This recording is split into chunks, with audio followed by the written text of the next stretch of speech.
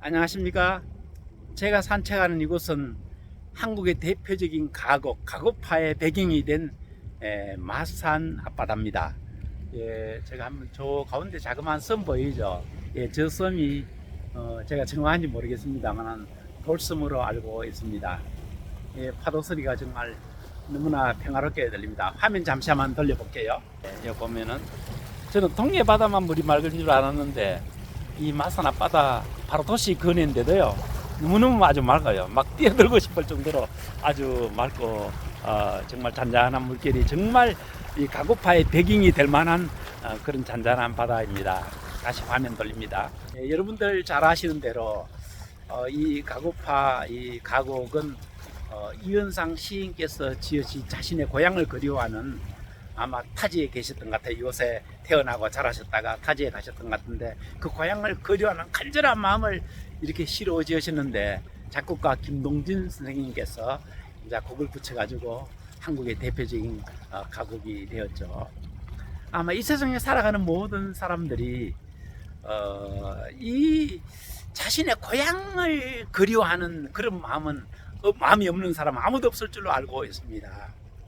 자신의 태어나고 자랐던 고향의 명성지이든지, 아니면 정말 객관적으로 볼 때 아무 보잘것없는 그런 곳이라 할지라도 그 고향에 대한 애절한 간절한 그 마음은 어느 누구든지 에게나 어떤 고향에 태어난 사람에게도 저는 다 있을 것이라고 생각합니다.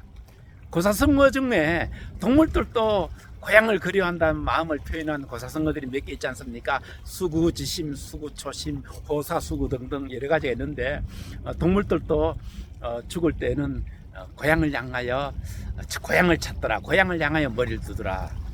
여우도 죽을 때는 고향 언덕을 향하여 머리를 두더라 하는 자, 이 고사성어가 호사수구죠.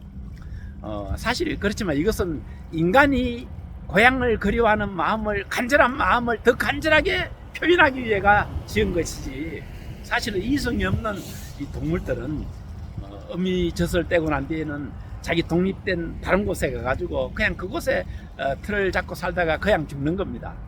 이런 고사성어, 동물에 대한 이런 고향을 그리워하는 이런 고사성어들은 인간이 고향을 그리워하는 그 간절한 마음을 더 간절하게 표현하기 위해가 인간이 이용을 한 것일 뿐이라고 저는 생각을 합니다.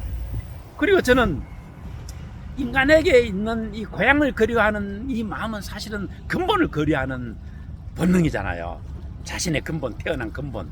그런데 이 고향을 그리워하는 마음과 똑같은, 거의 일란성 상등이 같은 그런 본능이 저는 또 하나 있다고 생각을 합니다. 그건 뭐냐면 종교심. 이 세상에 살아가는 모든 사람들은 다 종교심이 있어요. 무신론자들도 종교심이 있습니다. 없다고요? 제가 한마디로 있다고 말할 수 있는 증거를 들이댈 수 있습니다. 우리 여러분들 아마 무신론자들도 계신데, 그 무신론자들도 지인들이 돌아가시면은 상갓집에 가시지 않습니까? 상갓집에 가면은 아주 경건하게, 평소와 다르게 아주 엄숙하고 경건한 자세로 뭐라고 말씀하십니까? 네, 명복을 빕니다. 아무게 명복을 빕니다. 돌아가시고 아무것도 없으면 명복 빌 것도 없잖아요. 이 세상 삶을 마치고 난 이성을 떠나고 난 뒤에 다음 생애에 무언가가 있기 때문에, 있는 그 본능을 지울 수 없기 때문에 무신론자들도 상갓집에 가서는 명복을 빕니다는 이런 말을 하게 된 것입니다. 물론 이제 성경으로 보면요, 인간은 근본적으로 죄를 지어가지고 판단력이 결여지고, 그리고 이 균형을 잃어버렸기 때문에 인간 편에서는 완벽하게 신에 대한 정확한 방향을 찾아갈 수가 없답니다. 성경적으로 그렇게 되어 있습니다.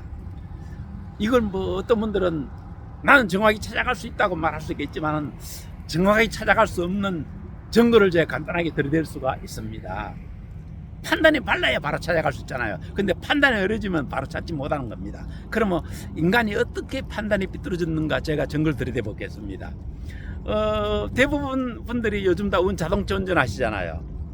운전하고 가다 보면은 반드한 분들은 평소에도 항상 준법 정신이 투철하신 분들은 절대 고의적으로 위반하지 않죠. 그런데 부득불 자신도 모르는 사이에 우측으로 빠져나가야 되는데, 또 좌측으로 빠져나가야 되는데, 아차 시기를 놓쳐버릴 때가 있잖아요. 그 못 들어가면 뭐 예를 들어가 때에 따라서는 몇십 킬로 돌아가야 될 때 있습니다. 그럴 때 어떻게 해요? 어쩔 수 없이 상당히 미안한 마음을 가지고 비상 깜빡이 넣으면서 양보 제스처까지 하면서 끼어들게 해야 되잖아요. 양보를 구해가지고. 뭐 상당히 미안합니다. 그런데 또 우리가 항상 이렇게 자주 자동차를 운전하고 하다 보면은 나는 바른 차선을 지키고 가는데 사람들이 계속 끼어드는 거예요. 나도 오늘 시간이 급해가지고 이렇게 가도 될까 말까인데 다른 사람들이 계속 끼어들고 그러면은 굉장히 불쾌하죠. 마음이 넓은 사람도 한두 번 모르지만 자꾸 그렇게 해가지고 내 약속 시간이 점점 지키지 못하게 될 것 같은 그런 상황이 되게 되면은 불쾌해지게 되고 나중엔 짜증나게 되고 화까지 나게 되죠. 자신이 그랬을 때는 미안한 정도인데 남이 하게 되면은 불쾌하고 짜증나게 되기까지 하는 게 이게 인간의 불균형이에요. 인간의 정의, 알량한 정의라는 게 이 정도란 말이에요. 이처럼 인간은 이 세상에 속한 일도 정확하게 공정하게 판단 못하는 거예요. 자신에 대해 가지고는 미안할 정도로, 타인에 대해 가지고는 불쾌하고 짜증날 정도로 이렇게밖에 파인 못하는 게 이게 인간의 판단력이고 인간의 공리란 말이에요. 이 세상에 눈에 보이는 세상의 일도 이처럼 바른 판단을 할 수가 없는 게 인간의 판단과 공리라면은 이런 알량한 인간의 판단 가지고 눈에 보이지 않는 신의 영역을 정확히 판단한다. 이것은 정말 아주 얼토당토 않는 그런 하나의 참 상황이라고 볼 수가 있겠습니다. 여기 지금 배가 지나가면서 소음이 좀 납니다만 양해해 주시기를 바라겠습니다. 이처럼 인간은 이 세상에 속한 일도 정확한 판단을 할 수 없기 때문에 그러다 보니까 종교적인 영역에 있어 가지고 많은 오류를 범하기도 합니다. 인간의 마무리 영장이라고 우리도 스스로 다 말하잖아요. 마무리 영장인 인간들이 그런데 얼척없는 어이없는 일을 많이 합니다. 아주 웅장한 큰 바위를 보면 이 바위는 나의 신이다 해가지고 바위 앞에 구벅절합니다. 큰 나무 보면은요, 그 나무 씨앗 오래전에 어떤 새가 어떤 먹이 활동을 하고 나는데 배변해서 거기에서 싹이 난 자란 그런 나무인지도 모르는데 아주 큰 나무만 보면은 그 나무에 가가지고 종교심이 생겨가지고 절하고 하는 이런 일들도 우리 인간들이 얼마나 많습니까?